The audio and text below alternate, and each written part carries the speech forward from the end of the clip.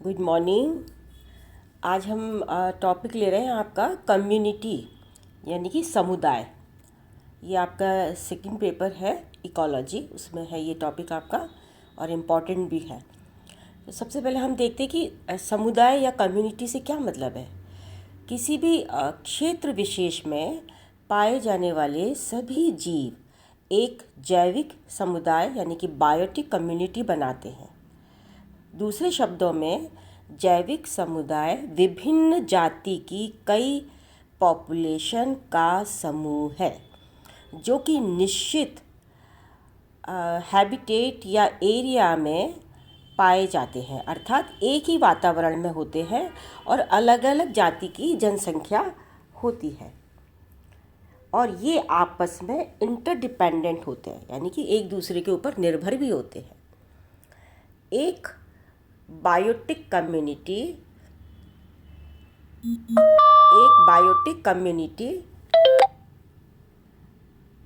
Adaptation यानी कि अनुकूलता प्रदर्शित करती है क्योंकि डिफरेंट पॉपुलेशन के ऑर्गेनिज्म में कुछ कॉमन कैरेक्टर्स होते हैं और ये सारे लक्षण वातावरण में एक समान एबायोटिक फैक्टर्स के कारण उत्पन्न होते हैं।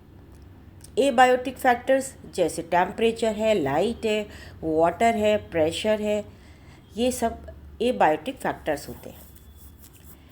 अब हम देखते हैं कम्युनिटी कितने प्रकार की होती है। एक होती है मेजर और एक होती है माइनर। तो मेजर कौन सी है? वह कम्युनिटी जो पड़ोसी कम्युनिटी पर निर्भर नहीं रहती और पूरी तरह से आत्मनिर्भर होती है। माइनर कम्युनिटी यह समुदाय पर कम या अधिक रूप से आश्रित होते हैं और इनमें संपूर्णता नहीं होती। अब हम देखते हैं क्या क्या कैरेक्टर्स होते हैं कम्युनिटी के। मुख्य लक्षण निम्न है। कम्युनिटी डाइवर्सिटी, विविधता। एक कम्युनिटी में अनेकों ऑर्गेनिज्म यानी कि एनिमल्स तथा प्लांट्स विभिन्न ग्रुप से संबंध रखते हैं। एक कम्युनिटी में ऑर्गेनिज्म एक दूसरे को प्रभावित करते हैं तथा साथ में वातावरण में पाए जाने वाले एबायोटिक फैक्टर्स को भी।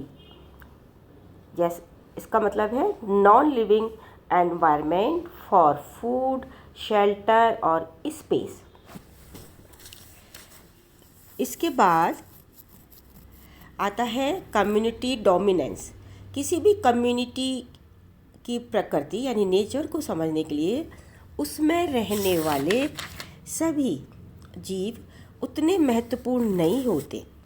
एक समुदाय में 100 से भी अधिक प्रकार के एनिमल्स और ऑर्गेनिज्म उपस्थित हो सकते हैं, लेकिन उनमें से कुछ ही प्रजाति के जीव ऐसे होते हैं जो पूरी कम्युनिटी पर अपनी संख्या, आकृति और अपनी क्रियाकलापों या एक्टिविटीज़ के द्वारा अपना विशेष प्रभाव डाले रखते हैं। एक कम्युनिटी में ऑर्गेनिज्म डिफरेंट ट्रॉफिक लेवल्स बनाते हैं, जैसे प्रोड्यूसर, कंज्यूमर और डिकम्पोज़र अपघटक। इन सभी जीवों में जो सबसे अधिक ऊर्जा के क्रम को नियंत्रित करते हैं वे इकोलॉजिकल डोमिनेंट्स कहलाते हैं। जैसे यदि हम जानवरों के चरने का निरीक्षण करें और वहाँ पर पाए जाने वाले जीवों की संख्या ज्ञात करें, तो जैसे घास है, बांज के पेड़ हैं, मवेशी हैं, चूज़े हैं, भेड़ हैं, घोड़े हैं, इन सब का अध्ययन करने से पता लगता है कि प्रोड्यूसर घास प्रभावी प्रजाति है और उपयोग करने वालों में कैटल जो घास चरने वाले जानवर हैं, जबकि कम्युनिटी में और भी अधिक प्रकार के जीवधारी हैं, लेकिन पूरी कम्युनिटी में घास व गाय बकरी का विशेष स्थान है। यदि किसी भी कम्युनिटी में उसके डोमिनेंट जीवों को बाहर निकाल दिया जाए तो उस समुदाय में बहुत परिवर्तन आ जाएगा। इसमें जो मुख्य प्रभावी जो प्रजाति वो घास और कैटल चरने वाले जानवर। अब कम्युनिटी स्ट्रक्चर, मुख्य रूप से कम्युनिटी में 3 ग्रुप्स होते हैं जो भी किसी भी इकोसिस्टम की आधारभूत इकाई होते हैं। एक तो प्रोड्यूसर, दूसरा कंज्यूमर, और फिर कंज्यूमर के बाद इसको फिर हमने दो में विभाजित किया है, हार्बीवोरस, कार्निवोरस। फिर तीसरा है डिकम्पोजर्स, चौथा है कम्युनिटी स्ट्रैटिफिकेशन। तो अब सबसे पहले हम लेते हैं कम्युनिटी स्ट्रक्चर को। फिर से हम वापस आते हैं। तो कौन कौन सी इसकी जो फंडामेंटल यूनिट्स है वो प्रोड्यूसर्स। किसी भी कम्युनिटी में ऑटोट्रॉफिक ऑर्गेनिजम्स प्रोड्यूसर्स कहलाते हैं, अर्थात ग्रीन प्लांट्स जो कि अपना भोजन खुद बनाते हैं। दूसरा है कंज्यूमर्स। इसमें हेटेरोट्रॉफिक ऑर्गेनिज्म आते हैं जो कि प्रोड्यूसर्स द्वारा तैयार किए गए भोजन को उपयोग में लेते हैं, और इनको फिर से हमने दो समूहों में विभाजित किया। एक तो हर्बीवोरस, ये प्राइमरी कंज्यूमर्स हैं, ये वेजिटेशन पर निर्भर रहते हैं और सेकेंडरी कार्निवोरस के लिए भोजन बनाते हैं। दूसरा है कार्निवोरस और सेकेंडरी कंज्यूमर्स, ये प्राइमरी कंज्यूमर्स पर निर्भर रहते हैं, जैसे रैबिट जो कि हर्बीवोर्स है तथा भेड़िया इत्यादि के लिए भोजन बनाता है। प्राइमरी कंज्यूमर्स और सेकेंडरी कंज्यूमर्स, लॉइन ये सेकेंडरी कंज्यूमर है या टर्शरी कंज्यूमर के लिए भोजन बनाते हैं। इस प्रकार एक फूड चेन का निर्माण होता है, यानी कि जो प्राइमरी कंज्यूमर है वो सेकेंडरी के लिए बनाएगा, सेकेंडरी टर्शरी के लिए बनाएगा। इस तरह से एक फूड चेन का निर्माण हो जाता है। अब है डिकम्पोजर्स। ये भी कम्युनिटी के लिविंग कंपोनेंट्स होते हैं। इनमें ज़्यादातर माइक्रो ऑर्गेनिज्म आते हैं, जैसे बैक्टीरिया, फंजाई। ये मृत शरीर पर क्रिया करके प्रोड्यूसर्स एंड कंज्यूमर्स, ये मृत शरीर पर क्रिया करके कॉम्प्लेक्स पदार्थों को सरल पदार्थों में तोड़ देते हैं। जो पोषक पदार्थ काम में लेने योग्य होते हैं उन्हें फिर से प्रोड्यूसर्स के द्वारा उपयोग में ले लिया जाता है। अब आता है कम्युनिटी स्ट्रैटिफिकेशन, समुदाय स्तरण। स्ट्रैटिफिकेशन से तात्पर्य है कि विभिन्न पादपों तथा जंतुओं का सबस्ट्रेटम की विभिन्न परतों में वर्टिकली व्यवस्था, खड़े रूप में व्यवस्था, कम्युनिटी स्ट्रैटिफिकेशन कहलाता है। फिर है community stratification in terrestrial habitat. कुछ टेरेस्ट्रियल कम्युनिटी में एक कॉम्प्लेक्स स्ट्रैटिफिकेशन पाया जाता है, परंतु अन्य में केवल एक स्ट्रेटम होता है। फॉर एग्जाम्पल, पर्वतीय शिखर पर रहने वाले लाइकेन्स एक स्तरीय समुदाय का उदाहरण है, लेकिन कुछ समय पश्चात जल ऊपर बढ़ने से मॉस तथा हब्स भी स्थापित हो जाते हैं।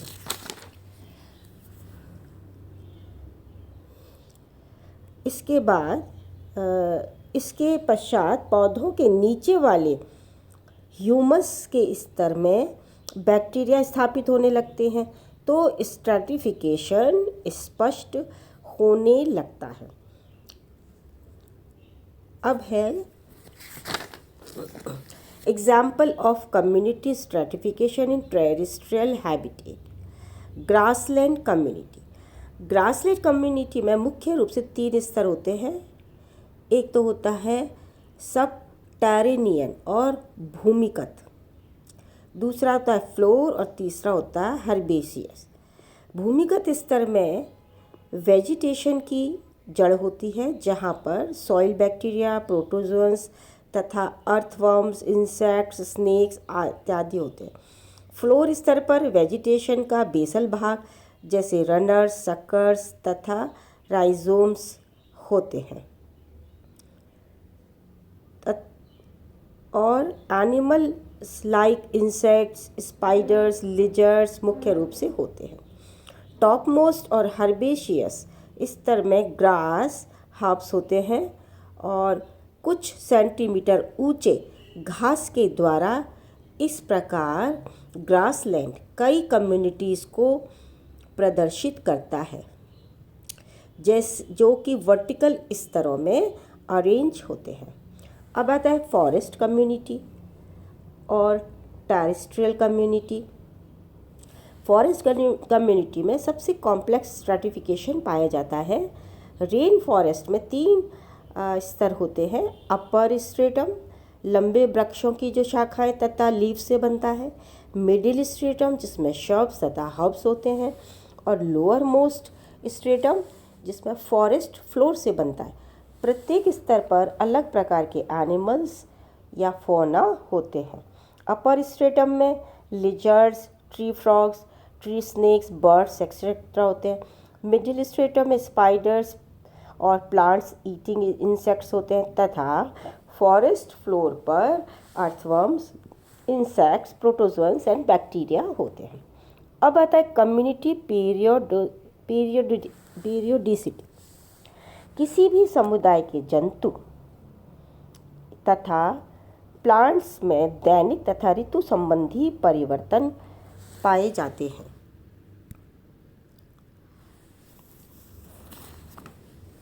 इसे समुदाय आवर्तिता कम्युनिटी पीरियोडिसिटी कहते हैं। पादप समुदाय मौसम व जलवायु के परिवर्तनों पर निर्भर होता है तथा जंतु समुदाय दैनिक गतियों डेली रिदम्स का प्रदर्शन अपनी क्रियाओं के अनुसार करते हैं। कुछ जीव दिन में अधिक सक्रिय व कुछ रात में सक्रिय होते हैं। जो प्लैंक्टन्स हैं वो रात में गहरे पानी से कम गहरे पानी में आ जाते हैं और दिन में पुनः गहरे पानी में चले जाते हैं। ये पीरियोडिसिटी कई प्रकार की होती है, जैसे डेली और फोटो पीरियोडिसिटी, दूसरा लूनार पीरियोडिसिटी और तीसरा सीजनल पीरियोडिसिटी। अब हम सबसे पहले लेते हैं डेली। ये वे परिवर्तन हैं जो नित्य, रात्रि एवं दिन के चक्र की वजह से प्रदर्शित किए जाते हैं, जैसे प्रकाश संश्लेषण है, फूलों का खुलना है या स्टोमेटा का बंद होना है। ये सारी क्रियाएं पौधों के दैनिक आवर्तिता के फलस्वरूप होती हैं। प्रकाश के प्रभाव से ही कुछ जंतु दिन में सक्रिय होते हैं और कुछ रात्रि में। जंतुओं का सोना जागना भी प्रकाश से प्रभावित रहता है। बहुत से जंतु एवं पादप अपनी क्रियाओं में 24 घंटे का चक्र दिखाते हैं। इसको कहते हैं डायर्नल और डेली पीरियोडिसिटी। अब है लूनार पीरियोडिसिटी। यह है चंद्रमा, पृथ्वी व सूर्य के परस्पर आकर्षण के प्रभाव से संबंधित है। यह केवल मैराइन या समुद्री जीवों के जीवन चक्र को अधिक प्रभावित करती है। जो जंतु समुद्र के छिछले पानी में रहते हैं वे ज्वार भाटा से अत्यधिक प्रभावित होते हैं, जो कि मून का पृथ्वी की तरफ गुरुत्वाकर्षण बल यानी कि ग्रेविटेशनल फोर्स के कारण उत्पन्न होते हैं।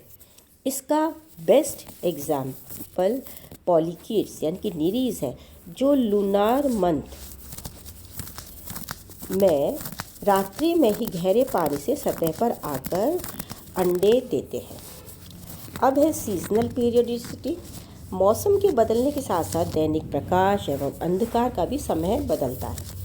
प्लांट्स एवं एनिमल्स का जीवन चक्र सीजनल पीरियोडिसिटी से प्रभावित होता है। प्रत्येक मौसम में temperature, humidity, light, rain etcetera factors भिन्नता दर्शाते हैं। अतः मौसम के द्वारा विभिन्न पादपों और जंतुओं का जीवन चक्र प्रभावित होता है। बर्ड्स मौसम के अनुसार अपने होम प्लेस व रिप्रोडक्टिव प्लेस बदलती रहती है। कुछ जंतुओं में प्रजनन अवस्था कम दिनों में पूरी हो जाती है तथा कुछ में अधिक दिनों में पूरी होती है। फ्रॉग जून, जुलाई व अगस्त के महीनों में वर्षा आने पर रिप्रोडक्शन करता है।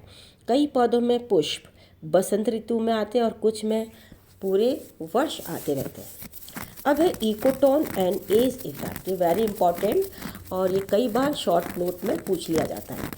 वह स्थान जहाँ पर दो समुदाय या दो कम्युनिटीज़ आपस में मिल जाते हैं, अर्थात एक समुदाय की समाप्ति तथा दूसरे समुदाय की शुरुआत को दिखाने के लिए कोई भी स्पष्ट रेखा या बिंदु नहीं होता, बल्कि वो समुदाय के बीच एक तनाव या ट्रांजिशन बीच वाला क्षेत्र होता है। इस क्षेत्र में दोनों समुदाय की जातियां परस्पर मिश्रित हो जाती हैं। ऐसे क्षेत्र को इकोटोन या टेंशन एरिया कहते हैं। यह क्षेत्र हमेशा अपने अगल बगल के समुदायों से छोटा होता है। एग्जाम्पल, फॉरेस्ट तथा ग्रासलैंड के मध्य का जो ट्रांजिशनल जोन और सॉफ्ट बॉटम तथा हार्ड बॉटम के मध्य का जोन। इकोटोन्स में टेम्परेचर, ह्यूमिडिटी, लाइट, एयर तथा अन्य फिजिकल फैक्टर पास वाली कम्युनिटीज की स्थिति से भिन्न होते हैं। इकोटोन में कुछ स्पीशीज इन चेंजिंग परिस्थितियों के अनुकूल हो जाती है। फलस्वरूप विभिन्न प्रकार के वे पौधे तथा जंतु जो पास वाली कम्युनिटी में नहीं पाए जाते या अपेक्षाकृत कम पाए जाते हैं, इकोटोन्स में अधिक पाए जाते हैं। दूसरे शब्दों में, इकोटोन्स में स्पीशीज की संख्या अधिक होती है। इसका कारण ये है कि इन क्षेत्रों में एडजॉइनिंग कम्युनिटी यानी कि पास पास वाली जो कम्युनिटी की अधिकतम सहनशील जातियों का परस्पर मिश्रण हो जाता है।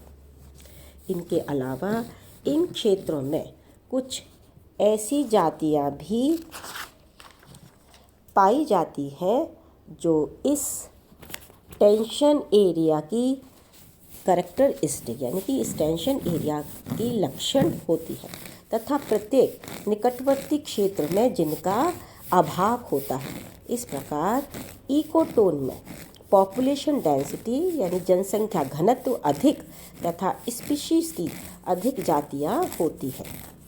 इकोटोन की इस विशेषता को एज इफेक्ट या कोर प्रभाव कहते हैं।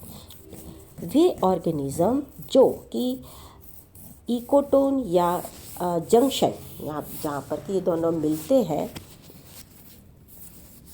उन्हें एज स्पीशीज कहते हैं। इकोटोन में बायोटिक तथा एबायोटिक फैक्टर्स का बना रहना दोनों एडजॉइनिंग कम्युनिटीज़ के निरंतर अस्तित्व या एग्जिस्टेंस पर निर्भर करता है। यदि एक या दोनों समुदायों को मनुष्य किसी विनाशकारी घटना द्वारा बदल दिया जाए तो इकोटोन या तो पूर्णतः लुप्त हो जाएगा या उसमें अत्यंत गंभीर परिवर्तन आ जाएंगे।